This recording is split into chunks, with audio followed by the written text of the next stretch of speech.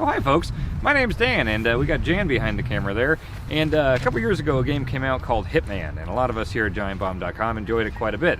And we enjoyed it so much that we decided to come here to Copenhagen, we're here in Denmark, and we're gonna go check out Hitman 2 and talk with some of the folks that make it. Let's go!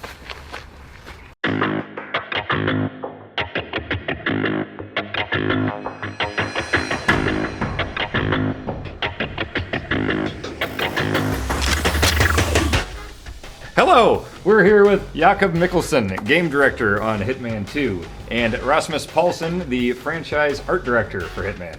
How are you guys doing? Fine, thank you. Good, yourself? I'm doing great. Cool. I just played a good amount of Hitman 2, and it's getting me very excited about the game. I'm glad It seems to be hitting all the marks that I really like out of this series, specifically the last one, where just kind of that open world, kind of sandbox, okay, I'm really bad at stealth gameplay. Like I love stealth games, but I'm bad at them. So I really appreciate that this game lets you be bad and still go through and create all these really hilarious situations. So how do you find that right balance between, like, okay, if someone is a super hardcore stealth gamer or whatever, we can make that serious stealth game, but also if you just want to kind of mess around and just do stupid stuff, like how do you do that from the gameplay perspective? Well, I think that as we've seen you play a lot, right? And I think that's the Hitman allows you to kind of behave in whatever way you want, and I think that's one of the strong things about the game is that so if you want to go for the super silent assassin suit only approach where no one sees anything, no one knows you were there, then that's a viable approach. Or you can go the other way where you're trying things out and then it messed up and you got spotted and all of a sudden there's a guy and then he needs to go into the freezer because otherwise everything is going to fall apart. And I think that the whole game is based fundamentally on whatever you want, you should be able to do it, right? That's what we try to do as much as absolutely possible. So whatever you can come up with, we will try to cover that in that sense, kind of fundamentally from the design. So when we set out to design this, it's like we don't know what's gonna happen. We of course give you lots of ideas as you play. You meet people that have a certain disguise, flamingo, security guard, chef, whatever. But it's always from the outset up to you to figure out what you want to do with it. From regular normal people who just want to have fun, that's totally doable in the game. So that's from like the gameplay perspective, like that's one thing, but you also have to balance like the tone and the humor because this is still a game about killing people as this like deadly assassin. But you want to have this humor, but like you're not filling it with like whoopee cushions, and he's not giving people wedgies and stuff. No. So when you guys are tossing out all these possibilities for all the challenges and mission stories and everything, like do you guys get a bunch of pitches that are just like, okay, what about this? But oh no, that's too stupid. Absolutely. Yeah. Absolutely. It happens all the time, and I think that's also the beauty of this game is that it's made by so many people, which means that we get to see so many different ideas and takes on things. But in the end, we have kind of a tone or a kind of a flavor that has to be just right for this to work. Otherwise, it's going to get too silly, and it's like so there is a kind of a distance to the humor. It's very underplayed. I think it's kind of a Nordic flavor in some regards, where if it just becomes too silly, we're just gonna drop the thing on the floor, and we don't want to do that. But it is also kind of it's a consequence of we build the game. We start with the spy thriller fantasy, and then as you sit and work with this for the amount of time it takes to build these levels, then at some point you begin to inject all these moments into them, and then all of a sudden you have a meeting with the writer about, okay, so what are people talking about here, and how can we tap into that? And then that's where the small nuggets, they begin to kind of appear. So all of a sudden we get the story about someone's wife, this book I read, and that kind of thing. And that's where, at first when you meet the game, it's serious and it takes itself serious, but then we get to the kind of more underlying layers where the more kind of not silly but fun stuff appears. Yeah. It's about mixing, like you said, thriller vibe with the absurdity, right? Yeah. It's where those two meet, and of course you say it's a thriller on the surface, and you dive in, and then strange things start to happen, and that's how players play the game as well, right? And that's with the freedom offered in the game. Yes, we have to be able to support little pockets of who knows what, and that becomes funny to play and for the players. Quite often. I also think that in the long term, if we were dead serious all the time,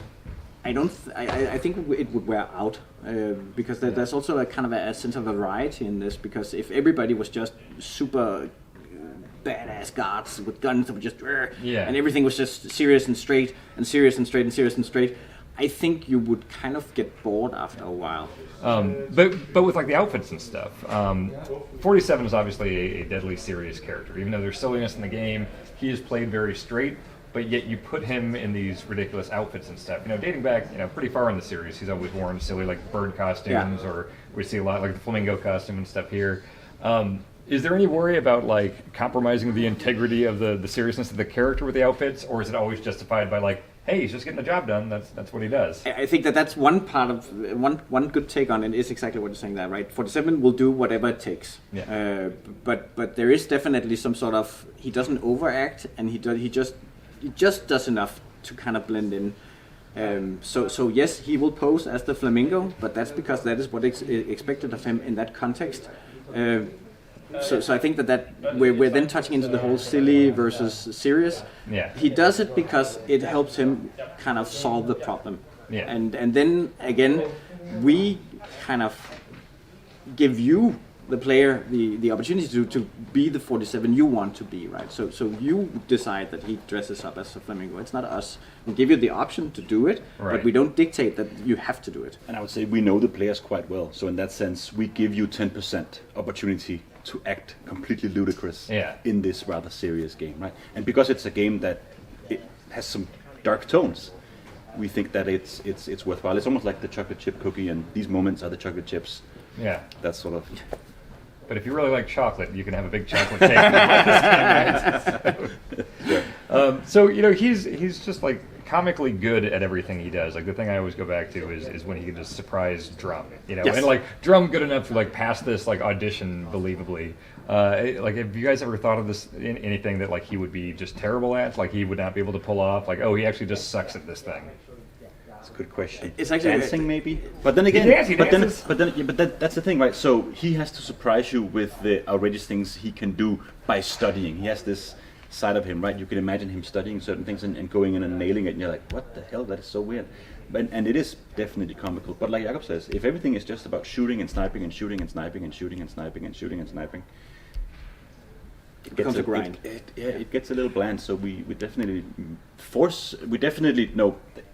give you the opportunity to do some of these wacky I think one of my favorite in this regard moments, and it's not even something he does, but for one of the bonus missions we introduced this, we have this book franchise in the game called the Cassandra Snow novels, and there's this book signing in one of the missions, and then he he meets the writer. And then through the conversation, the player actually learns that 47 actually read these books, and I think that's the kind of amusing part of how he does it, right? So of course he can drum, of course he can fly a helicopter. Yeah. He does a lot of things kind of okay, but only in the degree that is needed to pull off the mission. Passably. Yes. Okay. Yeah. So when you guys are making targets, I found that like almost all the targets are people that like once you see their intro, you just get this brief vignette and you're like, I want to kill this motherfucker, Yes. Like what goes into like it's like okay, rich douchebag, or we've got this like arms dealer or whatever. Like what goes into creating like a target that you want to kill? Well, I think that 47 is he is an anti-hero, right? So he is a kind of a skilled assassin, and in the fantasy of the character, he goes after the targets. He doesn't kill the chef. He doesn't kill the waiter. He doesn't kill the flamingo. That's you. Yes. So in order for him to kind of have a good match, then we need a good villain, right? So every time we meet someone, they have to be kind of bad. Yeah. Otherwise, I think you also got to get into a place where, you begin to question his motives and all that stuff. And 47, he is a hero. So he is a good man when it comes down to it. You can play him as a bad man, but you guys write him as a good man, yes. Right? And back to the self-serving seriousness that can get a little old. It's also about these targets are in many ways the main course, right? They define the levels, they define how the mission feels, everything like that, and they are where we have a lot of roles in the game, security guards, all that stuff that define that sort of make the play space, and they have clear rules, and then the targets stand out, and they have to stand out. One thing is gameplay, obviously, visibility, storytelling, all that stuff, and that means that they tend to be outlandish in some way or form, so they're not all 55-year-old bankers, right? That would be really, really boring. So it's back to the same thing, that we have to add some spice to this thriller world. Yeah, they are the guest stars, right? Absolutely. Every time you boot up a new map, it's like, okay, so who are the targets? That's always interesting, and what are they doing, and what are they up to? So they are kind of, 47 is more or less the same, but it's the people we meet that kind of breaks up the pacing and tells different stories. So, looking at the last couple games, there is a huge shift in structure between like Absolution and Hitman, 2016. With this one, this seems to be, taking the basic structure of the last one and just adding to it, refining it. So, can you talk a little bit about that? How, like, after Absolution, was the feeling like, hey, we need to shift this all around, and with this shift, it's like, well, that worked really well last time. Let's just add on to that. Well, I think that every time, people here are super creative, right? So every time we do something, everybody's like, oh my god, we can also do this and this and this and this and this. And there was definitely kind of a design change from Absolution to Hitman 2016, where we went back to the whole sandboxing nature. If you look at the Absolution, each checkpoint was a tiny sandbox. Mm-hmm. You could do as you wanted to that. But with there was a lot of kind of design caveats where so you did a checkpoint, you wore a specific disguise. How does the next checkpoint react to that?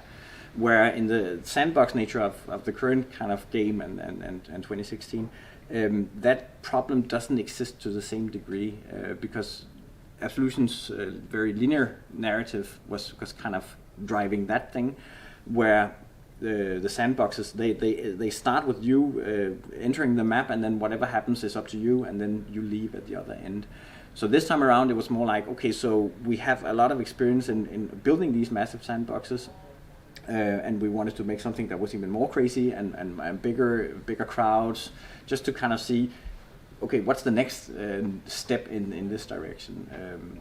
So I think that what players will see is like they're going to see even more complex stuff. They're going to see even bigger levels, more impressive visuals. So we kind of up the notch. And at the same time, we have the mission stories sort of leading you on pathways that are a bit more secure than just complete open world chaos, right? Mm-hmm. So it's a bit of both. We try and leverage a little bit of hand-holding from a more linear format, and then put these threads into the world of and then we get back into the whole, hey, how can I experience this as a normal person versus a super hardcore player? Right. And we see that when you look at the forums and Reddit and you can see, okay, this is a new person. He just bought the game. I just bought the game. It looks amazing. How do I start? And then people begin to, okay, just take down a couple of mission stories, opportunities.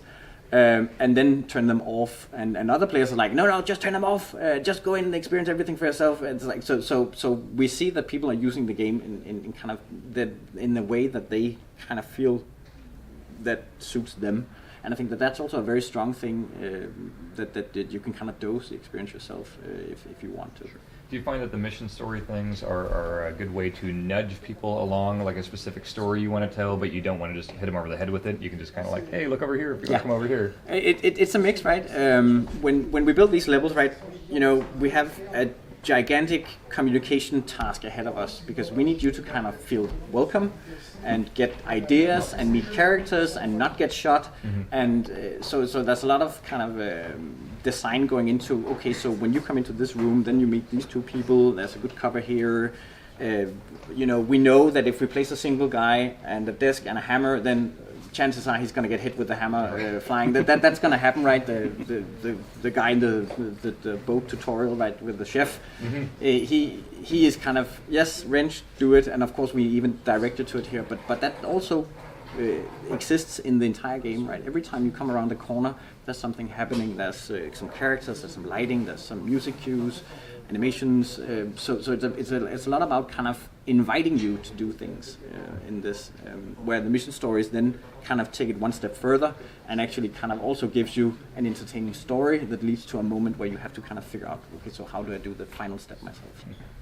So a big surprise to a lot of people, I think, was that you are including the locations from the first game in this game to people who own the first exactly, game, right? Yeah. Yeah. So like, what are some like complications from a design standpoint that people might not think of that arise when it's like, okay, this is a sequel to a game, but we have to make it work with the old stuff? Like, what's tricky about that? Well, at its core, it's the same mechanics, it's the same brains that are inside the characters. We just kind of evolved them for Hitman 2.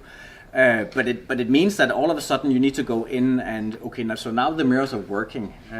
So level designers have been kind of so we make them work in this location, and then they have to kind of know the level well enough to say, okay, is that going to be a problem? And there have been cases where this thing is actually breaking one of the opportunities in Hitman 2016, so we have to do something. So we've been in there.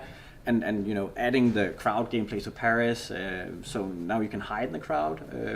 But what does that mean for Novikov's bodyguard, and what does that mean for the people on the terrace? So there is kind of a ripple effect. But luckily we're running on the same tech, and the levels are loading in the same editor, so it's kind of just an evolution. So it still works fundamentally. Exactly. Yeah. And for the art side, I just want to mention that because everything is set up so precisely from the get-go, retrofitting some of the new additions in lighting and post effects and style, it has been relatively doable to add that, retrofit that back into the first Hitman. Yeah. But of course there's been bugs, right? It's like. Lighting goes. We had the dressing room in Paris where the lighting was like, what is going on? And some lamps went nuclear, and some AIs they broke down, and so there has been. Of course, it's not for free, but it's something where we really kind of the whole world of assassination is really kind of coming together now, and it's like it becomes massive. On the story part, I'm very excited when I look at Hitman 16 stuff and then see how it actually connects to the story in Hitman 2 and how things are kind of really going to begin to converge and be kind of become whole. It's really cool. Speaking of the last game, like there was so much that game did to kind of extend its lifespan. Like obviously you had the episodic nature, but then there were things like the elusive target that kept people coming back. There were things like repurposing destinations. So much that, like I remember when people first heard about that, it's like, oh, we're just going to see the same level again. But then it's like, no, this like movie set level is completely different than the Sapienza level. Yeah. So now obviously with this one, it is going to be sold as like a package with all the destinations. So what are the things moving forward, like just to add legs to it in the same way the last game? It's kind of the same. We're doubling down on the whole live part of this, right? So there will be elusive targets. They are definitely coming back. And then we have escalation contracts, challenge packs, expansions in the same vein as we saw in the 1 plus new locations, right? So it's all built on this foundation that we created with 2016, where we can, I think that the movie set, it just kind of removes a layer of the level and then we add something new. Yeah. And because the game is made in the way it is, it means that the characters, right, they fundamentally every conversation in the game is designed so that half of the people are missing, and then the rest will kind of just keep on trucking, and that is what allows us to do these kind of things where we just rip out 5 characters, add 5 new ones. So more of that. Yeah. We are super looking forward to it. I had so much fun with the last game, and we're just a few weeks away from this new one, right? Absolutely. So very much looking forward to it, and thanks so much for your time. You're welcome. Thank you. David Bateson. Yes. You're the longtime voice actor for Agent 47. Yeah, you could say that. We're going back to the very beginning, correct? Yeah, all the way from, I think it's 99. So really? Geez, so like without exception, like every Hitman, you were 47. Yeah, they did think about someone else at some point. But, but no, I've done it from the beginning. Well, so how have you seen it kind of evolve since the beginning? Because now, especially like with this one and the last one, with season 1 and the last one, it was there is a blend of silliness in with all of the like deadly serious assassination stuff. Like, have you seen that progress as you've done the voice, and how have you approached that? Yeah, I think I've seen that has got a little more advanced or bordering on a little crazy sometimes, but I think it's helped that the writers. It's been a bit of a cooperation. I think they've seen that I've brought a bit of humor into lines which may not have even necessarily been there. Not to make it superficial, just to kind of give it a dark edginess and a bit of dark humor. Then they've built on that. Do you feel like 47, the character, sees the humor in that, or is that something like you're trying to bring in? Like, does 47 have a sense of humor? I think he does, but I have to say that the scripts have evolved, and with it, that humor has evolved. But we're very, very respectful or reticent to make it kind of just silly, superficial or stuff. He takes his job very seriously. I'm glad about that. So he takes it very seriously, but obviously, like, he is in positions where he has to dress up like a clown or a flamingo mascot or something like that. Like, is that the thought? Is that like, okay, well, we can justify, we can keep this character's integrity, even though he looks ridiculous, but he's doing it for a job, right? Let's say they're pushing the envelope with this one. Yeah. I mean, dressing up as a flamingo. What the? We've seen him as a clown. We've seen him as a street clown. I've been out there with the big feet before, so yeah. I learned how to run with. But I think that's fine. That's also again part of pushing the boundaries, but still going. Okay, in this massive, ever increasing sandbox. What can we do? Where has he not been? Right. Well, he's not been a flamingo before, or a Florida man, or and I think that's fine. Also because the dedicated fans have been with the franchise for so many years. I think they're actually are on this journey together with us, going, okay, where are we going to now, and what's he going to do now, and what's he going to look like and stuff. But I'm glad we're not doing, no disrespect to the late great Roger Moore with the James Bond, but when he came on board, did that live and let die thing, and it all became kind of jokey. It took all the danger out of James Bond that right. Sean Connery had established. So. Not that I compare myself to Sean Connery, but I'm just saying. But I think it's important to keep the integrity of him as a hitman, right? And then just keep the real dark humor. And there's some really advanced black humor in this one, which I didn't think was going to happen.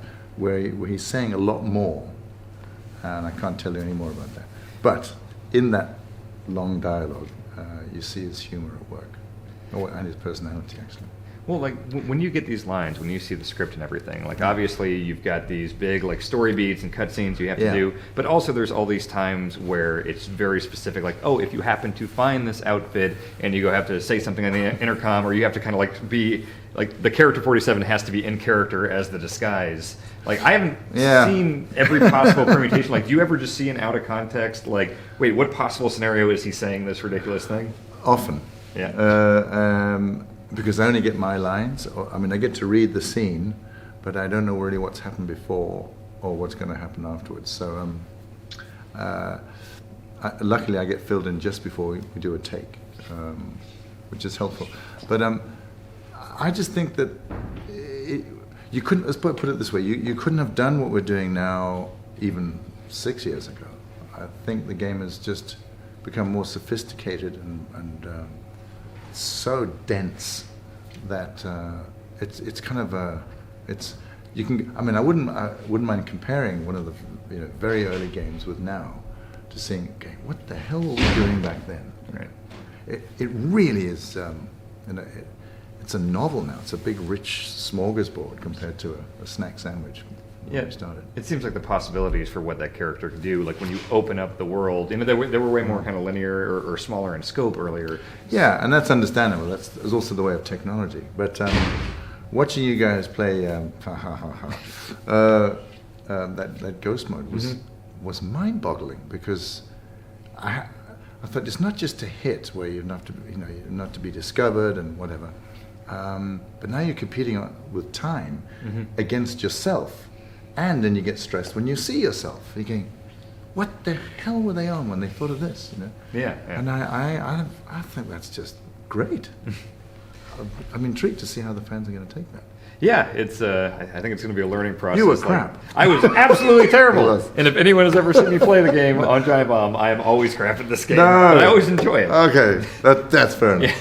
So you record lines like so in the last game there's the thing where you had to disguise as like a drummer for this band, and so obviously you've got some lines and stuff where it's referencing that. But like, do you ever get surprised like when you see the game in action, like he doesn't have lines while he's drumming, but he's just got that stoic face just drumming? Does that ever surprise you? I mean sometimes when I've seen him, I've seen some clips where I'm out there dancing on the dance floor, just going. And he's just got this stoic face, or as you say, when he's in the band, all these guys are being dudes, and he's just like, no one will recognize me. Yeah. But what I like about it, I've jokingly said sometimes, oh man, I'll never win an acting award, because Agent 47 is a pretty crap actor. I mean, whatever he's dressed as, I can't allow myself to go too far down doing a good Spanish accent or a dude in a band or whatever. I've just got to be kind of going, well, I'm Agent 47. I'm going to act bad, be a bit cheesy in the role, in the disguise. But I get the feeling that, that it's forgivable. That, as long as he's in disguise and going about his mission. I did think there was one scene in last year's Paris thing when he's backstage at the fashion show. The Helmut Kruger stuff? The stylist who kind of approaches him. Right. And I just thought, there's no information in this area. Yeah, I don't know. Should I kill him or let him put makeup on my face? It was just, I'm glad that they were pushing to those corners of his own expectations. Going, I've been everywhere, but I'm out of my depth here. Right. So you say he's bad at like the accents and things like that, but he's obviously goes to these insane lengths to like keep his cover, like learning drums, for instance. Like he actually is a competent drummer. Talented. Like, what is he bad at though? Like, I mean, it seems like he's got all these different possible things, like down to a T. Yeah, he's got to suck at something. You know what? That's actually a good question, because there's a part of me, because I've been so heavily involved with him, and I feel like I know him, like he's a friend. And as a friend, you forgive them their faults. I don't know how many friends that go around killing people for a living, but you forgive your friends their bad. I would quite fancy seeing Agent 47 doing something a bit badly, like I can't roller skate. You're just going to play poker or something. Yeah, he's got the worst poker face. Exactly. He's going, yes!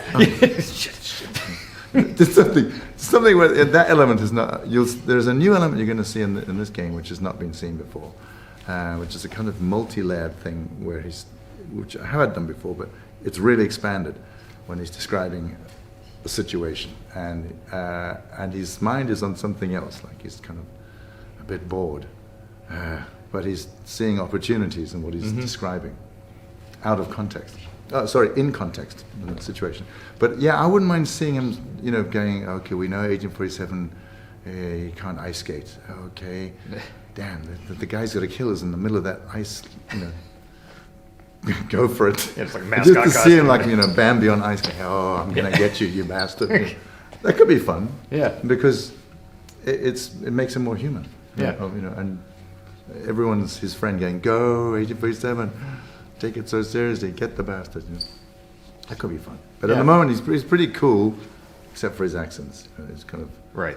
Acts a bit cheesy, but that's deliberate. He gets the job done. No, because they said, the idea being that if he suddenly was a brilliant actor in all these different costumes, that would be like going, where's Agent 47? Right. So I find it interesting because, a lot of times you talk to voice actors for games, and it very much is that, like, transactional, like, okay, I'm going to come in, I'm going to go into the booth, I'm going to read my lines, and see when the game comes out. Yeah. But, seeing you here and talking to you while we were playing the Ghost mode and everything, like, hearing you talk about all these different modes and the gameplay and everything, you seem much more involved with this than I think the typical voice actor. I think I am. Partly because I've been attached to the game for 19 years, but also my relationship with the writers and the people at IO is just so advanced. We're like a big family. Yeah, I'm looking forward to it. Great. We are too. Yeah, cool. Thanks so much for your time. Pleasure. Yeah.